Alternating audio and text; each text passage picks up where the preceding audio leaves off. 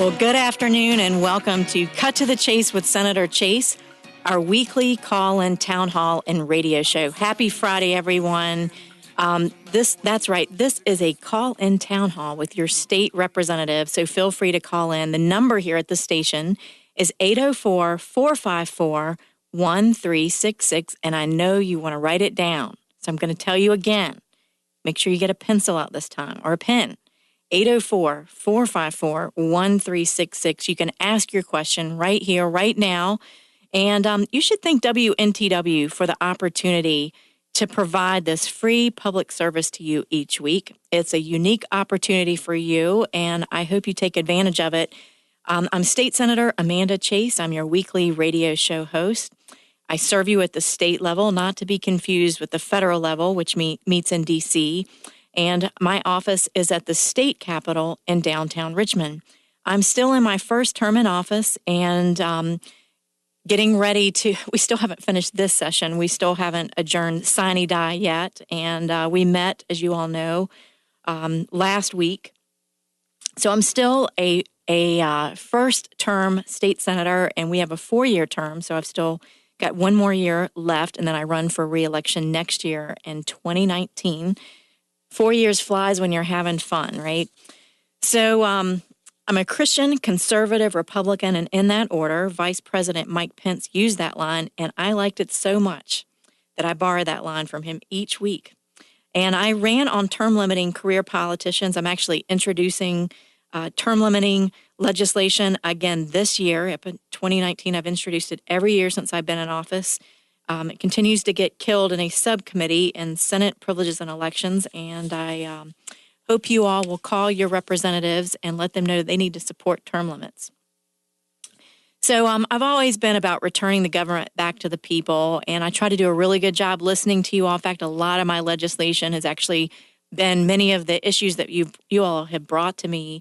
And so I appreciate you all for contacting my office. And I've got a number of issues that we're going to talk today. I'm actually going to talk to you about legislation that is already posted, that I've already I introduced last year. I'll be reintroducing it this year. We have some of my bills that were continued from last year, and we'll be talking about those on the show today. And I want to get your input on them. Most of them are ideas brought to me by you, but you know, I like to get other people's perspectives on them, too. I do also want to add, I'm not paid to do this show. I do it because I think it's important to stay connected to the people that I serve. I've been doing this show for 2.5 years. Love hearing your feedback, your comments. And I was out at the Amelia County Fair this past week. We finished the Chesterfield County Fair the week on Saturday. And then this past Monday, the Amelia County Fair started, and I was there that night. And then again Thursday, last night. And it really, you wonder if anybody's listening. you wonder that sometimes, and you're like, am I spending all this time, energy, and effort preparing for this show, and are people listening? And you all are telling me that you are. So that encourages me, and it's so good to see so many of you out in the district. Well, since being elected in 2015, I pushed for greater transparency in government, legislation that returns the power back to the people, restoring reciprocity. Remember the gun rights issue we had the first year I was in office in 2015 when Attorney General Herring came out and made a decision that would basically retract all the gun rights we have, the reciprocity in other states where you can, if you have a concealed carry permit, handgun permit here in Virginia, other states would allow you to carry there. So I was instrumental in helping Senator Reeves and other legislators. It was a team effort. And I've also held Dominion accountable for coal ash cleanup to ensure we're good stewards of the James River. For the last 4 years, I have served on 4 committees, or the past 3, and next year I will serve on health and education, transportation, local governments, privileges and elections. I also co-founded the Transparency Caucus, which worked in a bipartisan, bicameral way to ensure that committee meetings are streamed and recorded to give you greater access to the actual work of the legislature. And for the first time, and we've talked about this on the show, in Virginia's legislative history, sessions are actually recorded online. You can go back if you have a particular bill you're following and you want to do some research over the summer, you can go back and look and see what's going on. And I'm working. We've had several reconvened sessions, and I noticed that some of the committee meetings that I was a part of, they were not being recorded. And so I circled back around with the clerk and the Rules Committee and have encouraged them to also make sure that we're recording outside of session. So anyway, we're going to get started here. I thought today would be interesting to have a little bit of history. I'm kind of a history buff. I wish I'd paid better attention in school. I did well in school, but I don't remember everything. I know you don't either. And we're surrounded here in Richmond with so much history here. And so I'm going to talk about some of the bills that I'm going to be reintroducing, as well as new bills for the first time, getting your opinion on that. But I'm also going to throw in there some interesting facts. And, I was taking a look back to over the last 4 centuries, and Virginia's royal and representative governments, they've actually met in churches, homes, a college hall, commercial buildings, and even several state houses. And I know many of you know this, but Jamestown was the first successful English settlement in the New World. And it served as the capital of Virginia colony from 1607 until 1699. And the Virginia General Assembly has actually held its first session in a church in Jamestown during the summer of 1619. Now, I know there are some people out there that say, what about separation of church and state? It's interesting when you go back and look at our history and you see that our first session in the General Assembly was actually held in a church at Jamestown in the summer of 1619. 12 years after the founding of the Virginia colony and more than a year after the Pilgrims landed at Plymouth. And in 1699, Virginia colonial leaders, they decided that they were going to relocate the capital from Jamestown to higher and healthier ground at Middle Plantation, which do you know what that's named now? It's not called Middle Plantation anymore. It's actually called Williamsburg.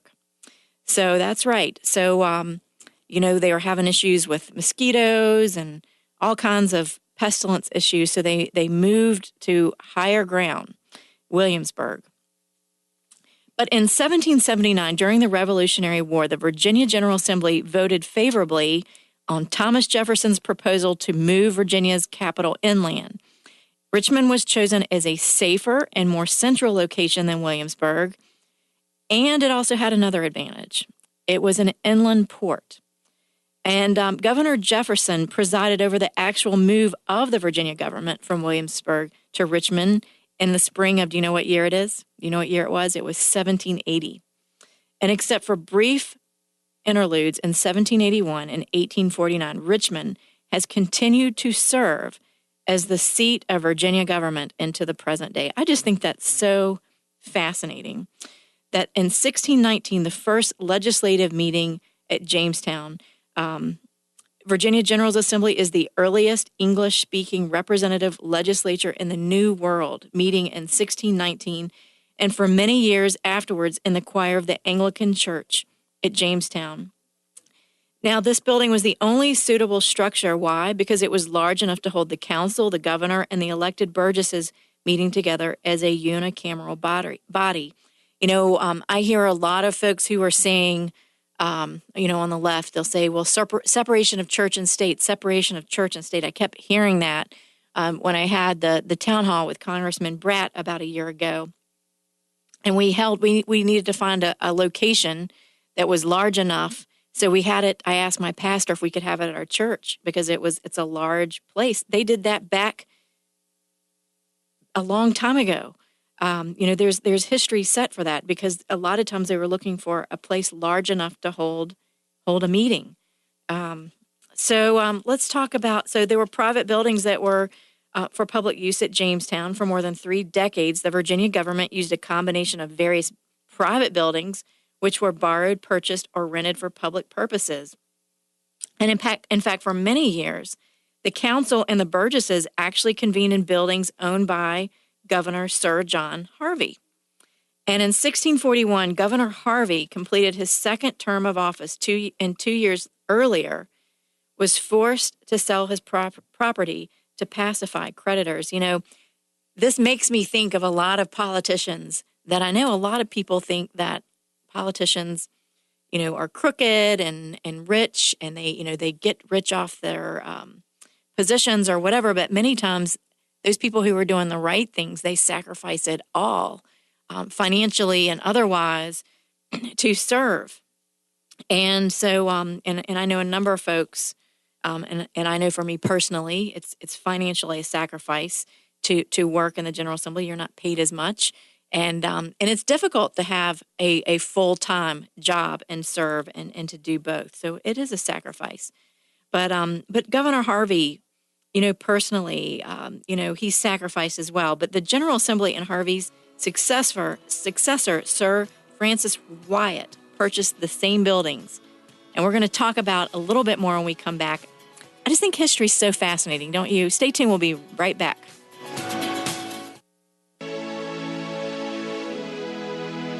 All right. Welcome back to more Cut to the Chase with Senator Chase. We're taking a history tour today. We're talking about the history of the Capitol, the Virginia State Capitol. A little bit of history going all the way back to Jamestown and Williamsburg. And then after that, moving the capital to Richmond. And I was just talking about Governor Harvey in 1641 having completed his second term of office 2 years earlier, and how he was forced to sell his property to pacify his creditors. And the General Assembly and Harvey's successor, who, as I mentioned, was Sir Francis Wyatt, he actually purchased the same buildings in which the General Court, Governor's Council, and unicameral assembly were meeting, where they were accustomed to meeting. Well, in 1642, Sir William Berkeley, he became governor, and in 1643, the unicameral assembly was divided into what we know now as the House of Burgesses and the Governor's Council. And they began meeting separately from each other. By 1646, Governor Berkeley completed a 3-unit row house in town at his own expense, which probably served as a meeting place for the Governor's Council and perhaps for the House of Burgesses. And in fact, today, visitors to Jamestown Island can still see the remaining foundations of, it's called Berkeley Row, and it's actually, the land is managed by the National Park Service at Colonial National Historical Park. Well, by 1657, another ready-made state house was evidently acquired, but its exact location at Jamestown has still not been identified. This last building was actually destroyed by fire after 1660. But during the next 5 years, the legislature met in one of the Jamestown taverns. Money was eventually set aside by the assembly to build a new state house complex with public funds. And so what happened next, we're going to talk about the period from 1665 to 1698, the public state house complex at Jamestown. It was an evolving and expanding state house complex, and it was located to the west of earlier state houses. At its maximum development, it had 2 stories with garrets and cellars, totaling about 23,000 square feet under a long rectangular roof. Now, unfortunately, most of the Jamestown settlement, including the state house complex, it was burned in 1676 y'all remember hearing about Bacon's Rebellion? Well, that's right. It was burned. So another state house complex was built on the ruins of its predecessor, and it became operational around 1685. This complex continued in use for more than a decade. In 1698, Jamestown's last state house went up in smoke. Its foundations were discovered and identified in 1903, and they are kept intact by Preservation Virginia, a unique archaeological museum, and has been erected over top of the foundations. The 1698 fire, which consumed the last state house, ended Jamestown's career as the seat of the colony's government, which brings us to the period of time when we moved the state house to Williamsburg. In 1699, the town of Williamsburg was established at Middle Plantation and was designated as the capital of the colony. Since there were as yet no public buildings there, the General Assembly met temporarily in the Wren building at what's now called the College of William and Mary. So there's a little bit of history for you. Well, if you've ever been to Williamsburg, and I know many of you have hopefully toured Williamsburg. It was the first capital here in Virginia. It's a brick building, and it's in the form of an H. And each wing is 2 stories high, and that's where they had the House of Burgesses. There were 2 chambers, the House of Burgesses, and then one for the Governor's Council. And the Capitol became an important part of the colony's social life when Williamsburg was overrun with visitors during the General Assembly sessions. Now, I can appreciate this because everyone flocks to the General Assembly when we're in session. So the walls of the Capitol, which resounded by day to the blast of the orator, echoed by night to the shrill of the fiddles and the sound of dancing feet. Sadly, in 1747, the first Williamsburg Capitol again was destroyed by fire. In the 1930s, this first Capitol was actually reconstructed on its foundation by the Colonial Williamsburg Foundation as a visitor attraction. So after that fire, Virginia legislators again met in the Great Hall or the dining room of the Wren Building at the College of William and Mary until a new Capitol could be built. The second Capitol was built on the same site in general, according to the same H-shaped floor plan as the first Capitol. However, the new building was a little less elaborate. And so here in June of 1776, Virginians declared their independence from Great Britain and wrote the state's first constitution, therefore creating an independent government several days before the Congress voted for the Declaration of Independence in Philadelphia. After the state government moved in Richmond in 1780, this building was used by George Wythe, professor of law at the College of William and Mary, for the moot courts and mock legislatures, which he initiated to train the leaders of the next generation. And again, this building was destroyed by fire. Isn't that crazy, all the fires? So what happened next? When did we move to Richmond? It was between 1780 and 1788. With the establishment of Richmond as the new capital, 6 squares on Shockoe Hill were appropriated as the location for future public buildings until a new and permanent capital could be built. The General Assembly met in 2 adjacent commercial buildings located at the northwest corner of 14th and Carey Streets. And in June of 1781, the threat of British military invasion and the prospect of becoming political prisoners led the legislators to adjourn to the safer atmosphere of Charlottesville. They soon found that even the Piedmont was not safe enough when British cavalry came galloping into Albemarle. The lawmakers narrowly escaped capture and met on June 7th in the Episcopal Church at Stanton for a 2-week session, keeping themselves ready to flee farther west if the enemy continued pursuit. The General Assembly returned to Richmond in October 1781, and fortunately, the British had not taken the trouble to burn the 2 unimposing structures at 14th and Carey Streets, which, as you know, we just said, previously were used by the legislature. So the House and Senate continued meeting in those public buildings for 7 more years until the new Capitol, designed by Thomas Jefferson, was ready for occupancy. The Virginia legislature moved uphill into the classical Capitol. And remember this date, October 1788. And both of the temporary public buildings at the bottom of the hill, they were demolished sometime before 1851. And so now there's a small plaque that now marks that site. So I just think that's very fascinating. You know, that the Virginia General Assembly dates from the establishment of the House of Burgesses at Jamestown in 1619. It's the oldest continuous lawmaking body in the New World. It was then and is now a legislative body comprised of citizen legislators, elected representatives that serve in a part-time capacity, meeting full-time responsibilities. So in order to be informed and engaged citizen, it is essential to learn about how the General Assembly works. And so, you know, I'm amazed at how many people that I talk to, they're kind of embarrassed about it. Because, I mean, we took government a long time ago, right? So what I thought I'd do is give you a little bit of an overview And we'll see how far we get today. If I don't get through it all today, I'll finish it next Friday.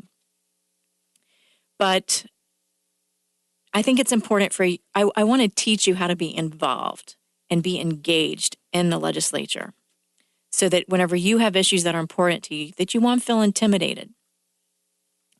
So when the legislature meets in session, we're going to learn about how special sessions may be called and what are legislators' terms of office, the responsibilities and demands of the members of the Senate of Virginia and the Virginia House of Delegates, and how an idea is introduced as a bill and ultimately enacted into law. So stay tuned. We're going to come back more after the break with some more history. As we get closer to the end of the hour, I'll be talking a little bit more about current legislation that I'm going to be introducing. But I hope you enjoy the history of the General Assembly and the Richmond Capitol. Stay tuned. We'll be right back with more. Cut to the chase.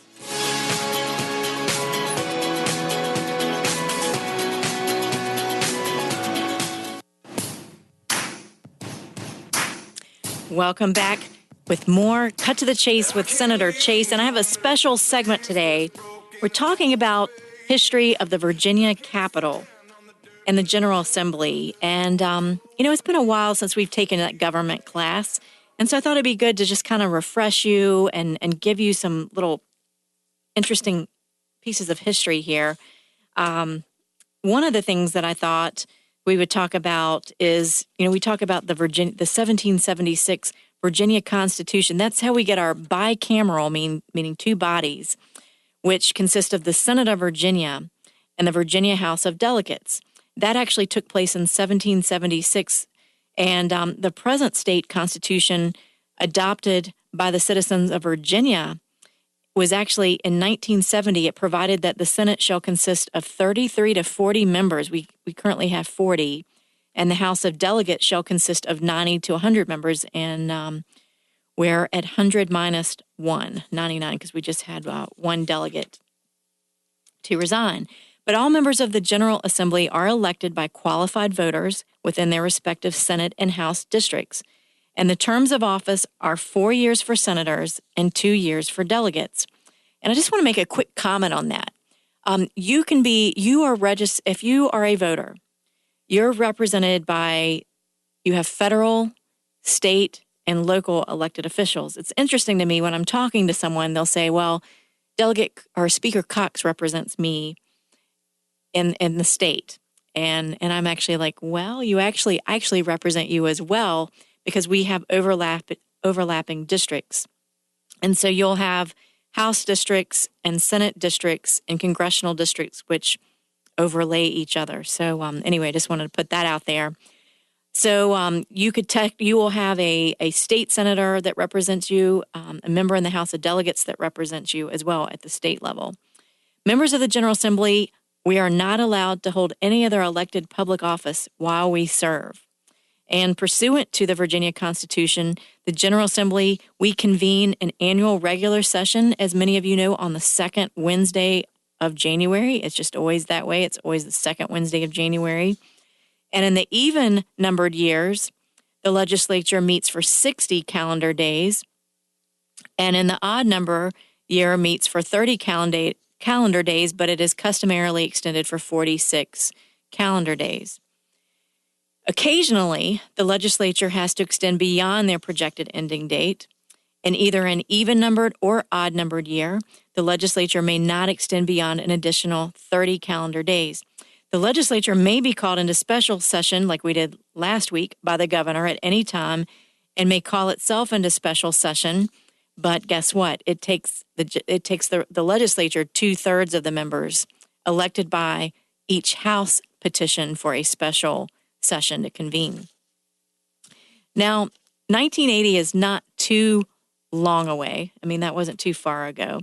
Since 1980, the legislature has constitutionally been required to convene a reconvened session on the sixth Wednesday after adjournment of any session, regular or special. And the purpose of the reconvened session is to consider any governor's amendments or vetoes to legislation communicated to him for action. And the reconvened session typically lasts 1 day. However, the session may last as long as 3 days and can be extended an additional 7 days. The General Assembly is charged with responsibilities that include representing the citizens of their respective legislative districts in the formulation of public policy in the legislative process. And in addition, the members of the Senate and the House of Delegates are charged with electing the judges that serve the Commonwealth in the various levels of the judiciary.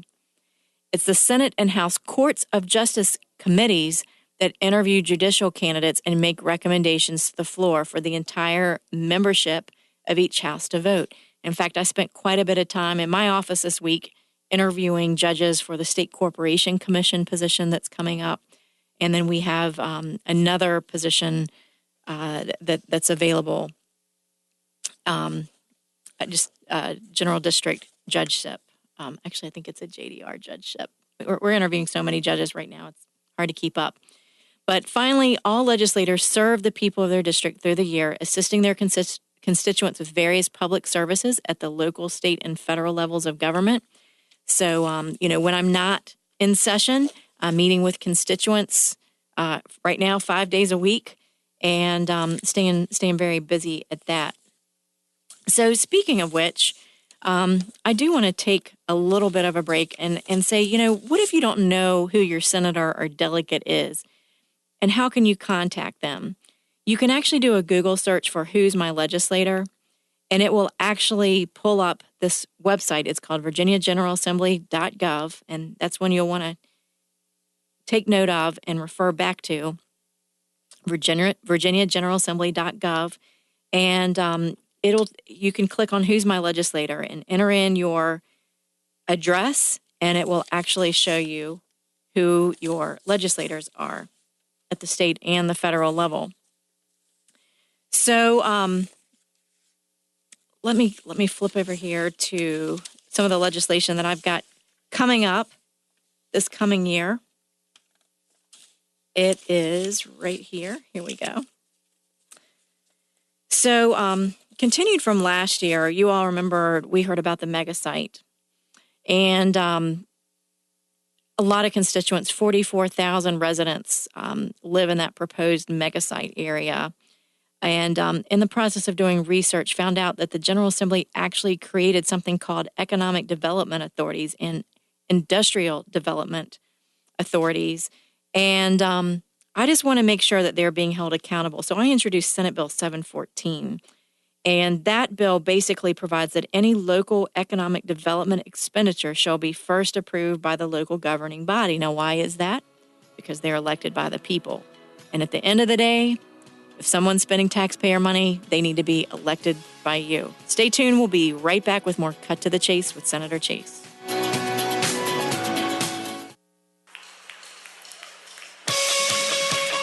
All right, we're back with more Cut to the Chase with Senator Chase, and I have a question for you, and I want you to call in with the answer, 804-454-1366, 804-454-1366. You're like, what is the question?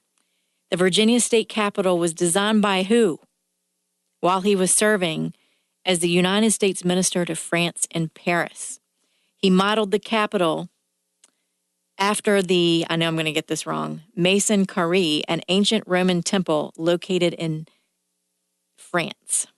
And he secured the services of Charles Louis Cleurceau, a well-known French authority on classical buildings, as the Capitol's draftsman. I want you to call in if you know the answer. Who was the designer of the Virginia State Capitol? Okay, I'm going to continue with my legislation here that I'm going to be reintroducing. I talked about the local economic development bill. That's going to be going in. I think we need to codify that there needs to be some type of accountability of these EDAs and IDAs to our elected officials.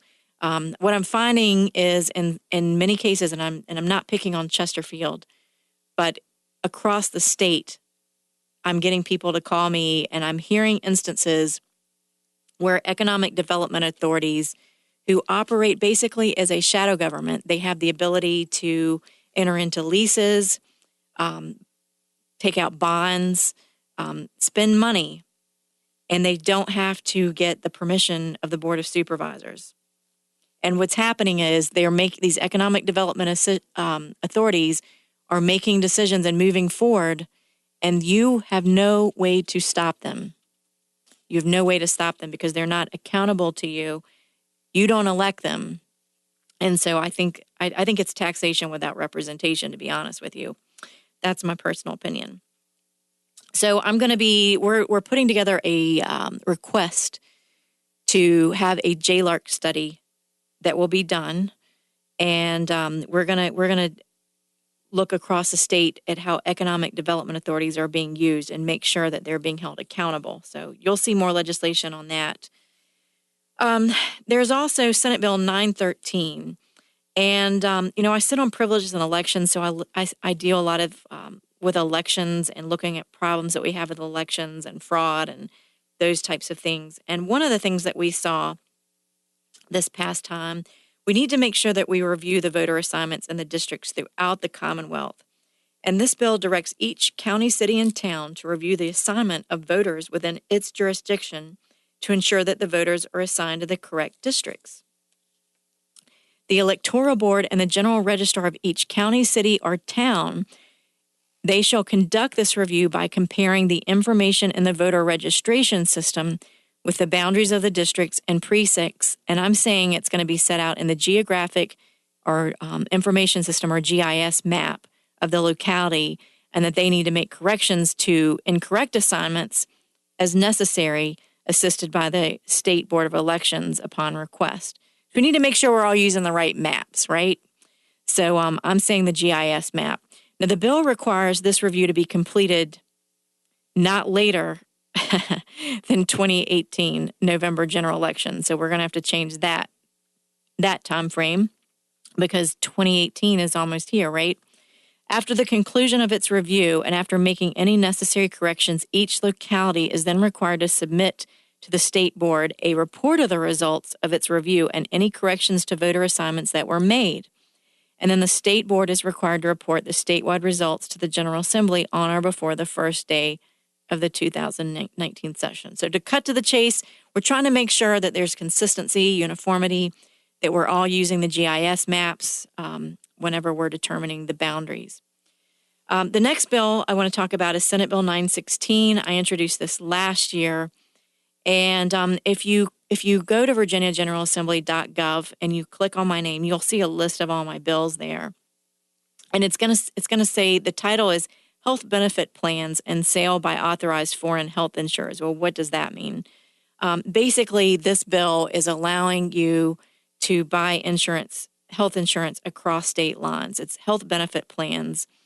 And it establishes a procedure by which the State Corporation Commission may authorize health insurers licensed to sell health benefit plans in other states to sell health benefit plans in Virginia without obtaining a license to engage in the business of insurance in Virginia or complying with other requirements applicable to Virginia licensed insurers. So you can go online and take a look at that one. So now I'm going to talk about bills that I'm going to reintroduce this year. And I've talked about this one on the show, but it has to do with how we elect our electors for president and vice president. And right now, it's a winner-take-all situation here with our electors. And I'd like to revise that. So what happens, if someone is running for president and they basically, I'm trying to remember, I think Virginia gets 12 electors. And if a particular presidential candidate, let's say it was President Trump, and he wins the popular vote, he is going to get all 12 of those electors.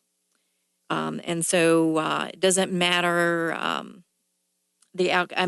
want it to be split by congressional district, and let me explain what I mean. It revises the process by which the Commonwealth's electoral votes are allocated among the slates of presidential electors, so that the candidates for president and vice president receiving the highest number of votes cast statewide are allocated the two electoral votes for the Commonwealth at large, and the candidates for president and vice president receiving the highest number of votes cast in each congressional district are allocated the one electoral vote for the congressional district. Currently, the candidates for president and vice president receiving the highest number of votes statewide are allocated the total number of the Commonwealth's electoral votes. So instead of a winner take all, it'll be split. It'll probably be like 7-6, something like that. So there is that bill. Senate Bill 1003 has to do with redistricting. And this bill passed the House. It was actually rolled into Senator Suderline's bill, and it has to do with criteria for the General Assembly to draw those congressional and state legislative districts. And if you know, we were sent back to the drawing board by the courts to redraw some of the House districts. There were 11 that were called into question, and so we've got to go back and, Speaker Cox is appealing to the Supreme Court at this point, but the Democrats put together a map. Interesting how 11 of the seats were called into question, but whenever they were finished with the map, there were 23 seats that had changed. So definitely benefited the Democrats, and I don't think it was bipartisan because I don't know of any Republicans that were asked to participate in their process. But anyway, this bill prohibits the use of political data or election results unless necessary to determine if racial or ethnic minorities can elect candidates of their choice. It provides criteria for the General Assembly to observe in drawing districts, including respect for political boundaries. When I say political boundaries, I am talking about mountains and streets and those types of things. Those are considered political boundaries, or like magisterial districts, like the Dale District, the Matoaka District. They also take into account equal population, racial and ethnic fairness. We still have to comply with the Federal Voting Rights Act of 1968, or 65 rather, contiguity, compactness, and communities of interest. So that bill, which basically passed the House and the Senate and was vetoed by the governor, I'm going to be moving that bill forward.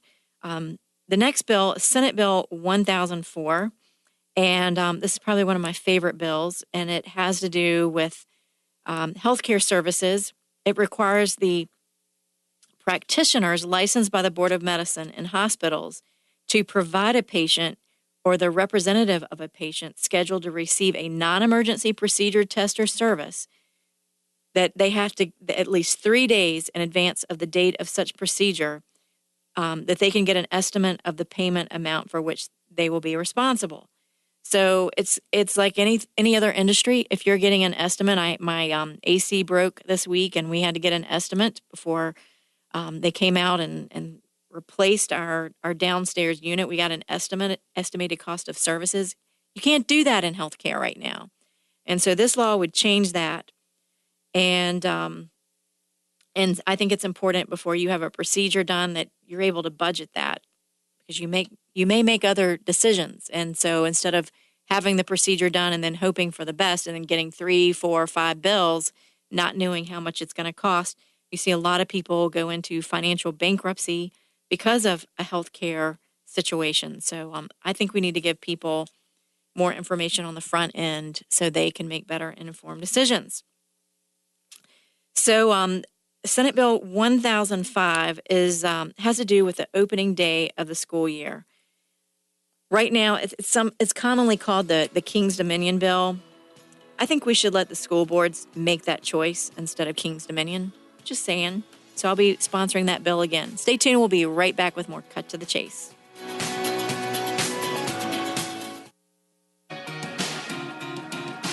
All right, welcome back to the final segment of Cut to the Chase with Senator Chase. Do you know who the state capitol was designed by? Thomas Jefferson. That's right. Thomas Jefferson. I knew it was on the tip of your tongue. So let's go on to, I've got a number of bills that I want to try to cover. I'll probably have to continue next Friday. But, I mentioned what's known as the King's Dominion bill. I mean, King's Dominion actually stays open till October, November. I mean, I think it's kind of lost the what it was designed to do, because King's Dominion number 1 is open later and longer. But I think we should give the decision for setting the school calendar to our PTAs and to our school boards with parental input, of course. School board members are elected by you. So that's why we give them that responsibility of determining when the kids are supposed to go back to school. We actually have a number of schools, a couple schools that are going to be having year-round school as an experiment. So so I will also be introducing Senate Bill 1009, and that has to do with the coal ash bills that we've been talking about. Senator Surville and I've talked about on the show our concerns about what to do with all of this coal ash that's been produced. And I'm going to be recommending that we excavate the coal ash like many of the other mid-Atlantic states are doing, getting rid of the hexavalent chromium and the arsenic and all these other metals. There's no barrier between the coal ash and the ground. And so I think it's necessary that we put some type of liner or barrier in between. So we're working with Dominion to make sure that happens. And right now they're in the process of getting RFPs for that. We're looking at recycling to offset the cost of what it's going to cost, possibly a couple $2 billion to excavate the coal ash. So we'll be looking at the fiscal impact of that and determining the final results of what we do with that. But I do have a bill ready to go that would actually excavate the coal ash.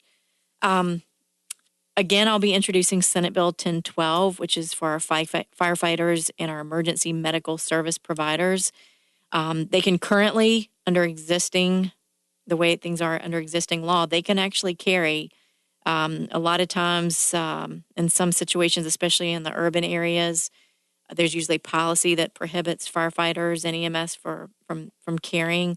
But if there's no policy, they can. And so I want to make sure that if a firefighter or EMT goes into a situation, we don't know what kind of situation we have, but it might be, occur at a school or what have you. I don't want them to have to worry about their concealed weapon. I just want them to be able to go into places where they're currently forbidden, like our schools and state buildings. So this bill would allow them to do that. The next bill, Senate Bill 1016, is a transparency bill. And basically what it does is it allows any candidate for a constitutional office, like clerk of the circuit court, our sheriffs, Commonwealth's attorney, that if they've been nominated by a political party, then they can actually be identified on the ballot by the name of their political party. Currently, they can't. So if they get, let's say, Tim McPeters, who ran for Commissioner of the Revenue, and he could not put an R by his name, even though he was the Republican nominee. By law, he could not put the R by his name. So sometimes the voters come to the polls and they really are looking for that R or that D, and they don't see it on there for the constitutional officer. So this bill would allow them to identify and be transparent. So that's a good one. I will continue to have my term limit bill so that basically 12 years is the max someone could serve in the Senate and or the House. So they could serve 12 years in the Senate, 12 years in the House. But anyway, we're going to finish up our list of bills that we'll be introducing. There'll be much more coming up next Friday. You'll have to stay tuned for more Cut to the Chase with Senator Chase. Thanks and have a great week.